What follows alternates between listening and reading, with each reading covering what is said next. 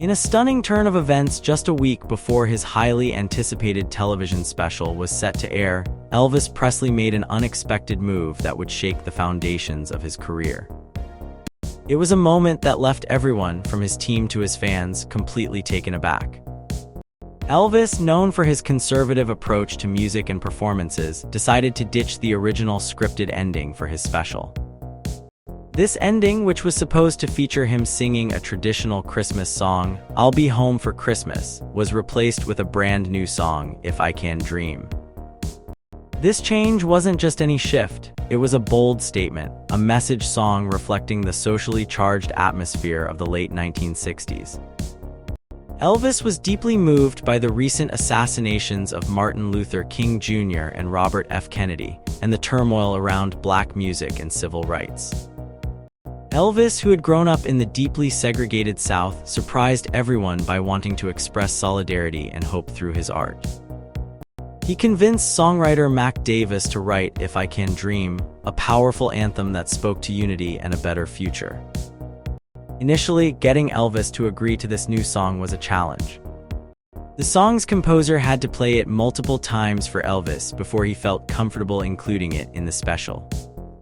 But once he did, Elvis threw himself into it, delivering a raw and emotional performance that showcased his genuine, unpretentious artistry.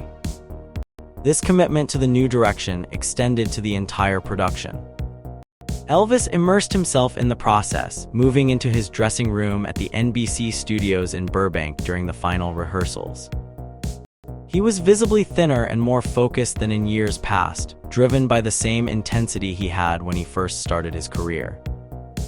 Binder, his producer, became his partner in this artistic journey, persuading Elvis's longtime manager, Colonel Parker, to support this new vision. Parker, who usually kept a tight rein on Elvis's career, saw the potential in this moment and gave Elvis the creative freedom he needed. This new approach paid off spectacularly. Elvis's recording sessions for the special soundtrack were intense and productive. The Guitar Man sequence, known for its complexity, was nailed after rigorous practice.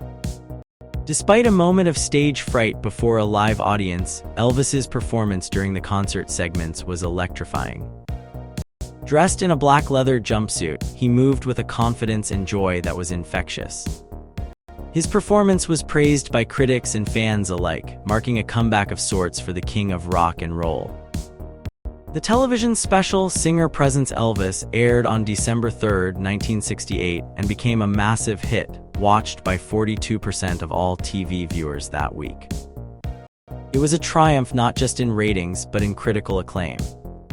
Younger viewers, including future rock critics, were particularly impressed by Elvis's revitalized performance. His power, authenticity, and fresh approach to classic songs left a lasting impression. Even seasoned critics like Grail Marcus recognized the magic, calling it the finest music of his life. Elvis's renewed energy and success on the special ignited a fire for more live performances. Colonel Parker, ever the shrewd businessman, quickly seized the moment. Instead of more TV appearances, he negotiated a prestigious engagement for Elvis at the newly opened International Hotel in Las Vegas. This deal was a significant departure from Elvis's previous live performances and came with a hefty salary and perks, signaling Elvis's return to the big time. The Las Vegas engagement was set for 4 weeks, starting after the holiday season in 1969. Elvis would perform 2 shows nightly, with plans to record a live album and produce a television special. This move was not just about money, it was about reclaiming Elvis's place as a live performance giant, building on the success of this remarkable comeback special. The stage was set for Elvis to dazzle Vegas and eventually the world once again. In early February, Elvis Presley returned to the American recording studios, still buzzing from the success of his January sessions. The publishing fight between Freddie Bienstock and Chips Moman had been settled, allowing Elvis to explore a wider range of music. This freedom led to the creation of 14 new songs, blending R&B, country, and soul, showcasing Elvis's ability to mix different styles. The quality of these songs was exceptional. Elvis poured his heart into every track, singing with a raw emotion that impressed everyone, especially Maman. Jarvis, Elvis's longtime guitarist, stepped back, letting Maman take charge. This collaboration produced standout tracks like Kentucky Rain, a cover of Eddie Rabbitt's song, and a soulful version of Jerry Butler's Only the Strong Survive. Another highlight was After Loving You, a country song that showed Elvis's growth as an artist. The most remarkable song from these sessions was Stranger in My Own Hometown. Here, Elvis finally captured the rough, energetic sound he had been aiming for since the 1950s. This song demonstrated Elvis's ability to blend his unique voice with a powerful instrumental backing. It was a turning point, marking a new level of maturity in his music. However, this creative success brought tension. Jarvis felt overshadowed by Maman's influence, leading to friction. This tension meant Elvis never returned to American studios again, despite the success of their collaborative sessions. These recordings were a major step forward for Elvis's career. The songs were expertly produced, thanks to Maman's skill and the talented musicians involved. The integration of strings, horns, and backing vocals was seamless, something new for Elvis's music. Yet, it was Elvis's vocals that truly shone. His voice had a new depth and power, blending aggression from rock with the soulfulness of the blues. The first single from these sessions, In the Ghetto, was a massive hit. Released in April 1969, it soared to number 3 on the pop charts and sold over 1.2 million copies. It was a powerful song that resonated with many.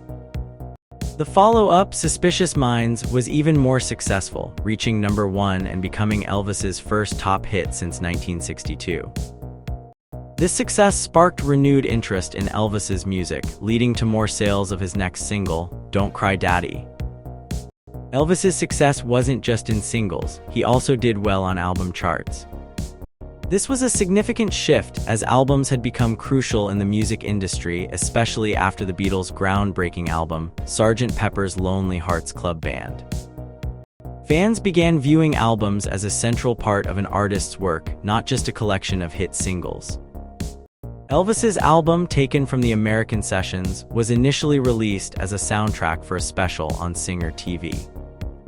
It reached number 13 on the charts and sold over 500,000 copies.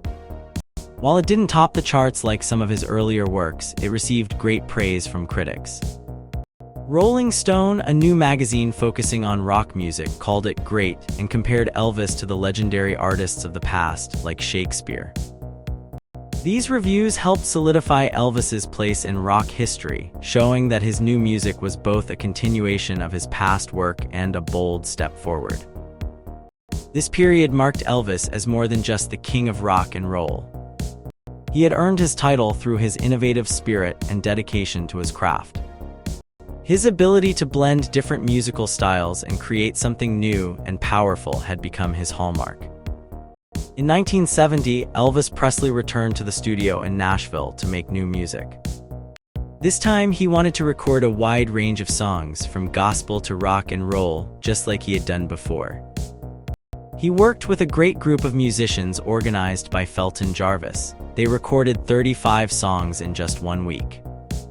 The songs were a mix of styles, but Elvis was especially drawn to ballads and older country songs. RCA released an album called Elvis Country with these country songs in January 1971. The new music got good reviews from critics, but it didn't sell as much as his earlier hits. One song, You Don't Have to Say You Love Me, did well, reaching number 11, but other songs didn't make it to the top 20. By early 1972, Elvis was not on the pop charts anymore. Part of the reason was that he started singing more ballads, which younger fans didn't like as much. They wanted the edgy, complex songs he made earlier. However, when Elvis did return to the top 5 in 1972, it was with a high-energy rock song, Burning Love, which Jarvis had to convince him to record. While some fans were disappointed by this new direction, Elvis's country fans loved it. They saw him as a country artist, even though his country songs were more pop-oriented. In the late 1960s and early 1970s, many country fans were open to changes in country music that made it closer to rock and pop. This was a big shift from earlier views that saw rock and roll, especially hard rock and psychedelic rock, as wrong. Many country fans felt that hippies and radicals had taken rock away from its roots. As Elvis's new music came out, he was also preparing for a big show in Las Vegas. He was excited to perform again and wanted to show the public all the different kinds of music that had influenced him.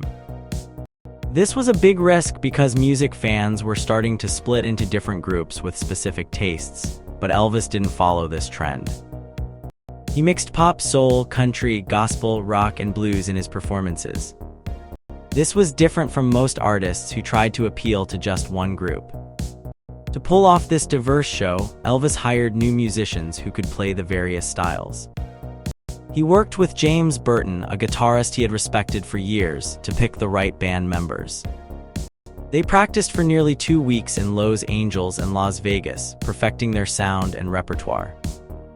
Elvis added 2 vocal groups to his band, the white male gospel quartet, the Imperials, and the black female quartet, the Sweet Inspirations. He gave them specific instructions, but also let them add their own touches. While Elvis was rehearsing, Colonel Parker worked hard on promoting the show.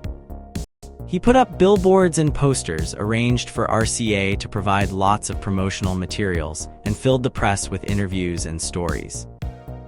He even flew in important critics to Vegas on a private jet. The show was a huge success, with most seats sold before it even started. Elvis and his team knew how important it was to make a good impression, so they did everything they could to make the opening night special. In the end, Elvis's return to performing and his new music showed that he was still a versatile and talented artist. Even though some fans were confused by his new direction, others embraced it. His ability to blend different music styles and his dedication to putting on a great show kept his fans engaged and attracted new ones. Elvis's legacy as a musical pioneer continued to grow, showing that he was more than just a singer. He was a true artist who defied genres and expectations.